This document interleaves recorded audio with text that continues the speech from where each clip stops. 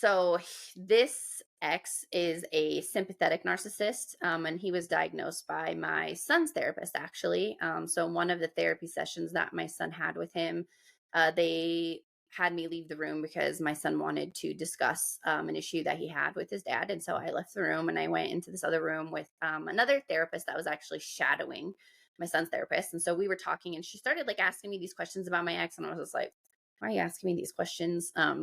And then she was just like, "Do you know about narcissists?" And I was like, "No, like, what's that?" So she kind of started telling me.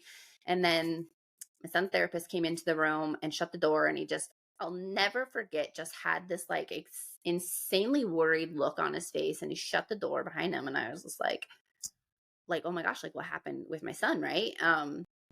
And he looked at me and he was just like, "I need to tell you something about your ex-husband." And I was like, "Oh, okay." Like, totally, like, my heart started racing because I was just like, "Oh my god, like, what's happening?"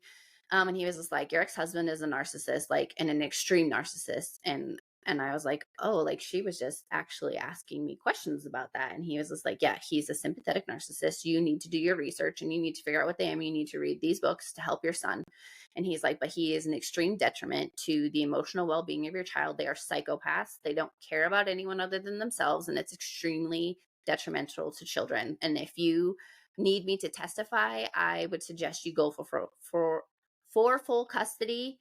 And he's like, "I will write you letters. I will testify for you." And I was just like, I mean, this is the first I'd heard about it. It was a lot of information, not what I was preparing to hear that day. So I was just kind of like, okay.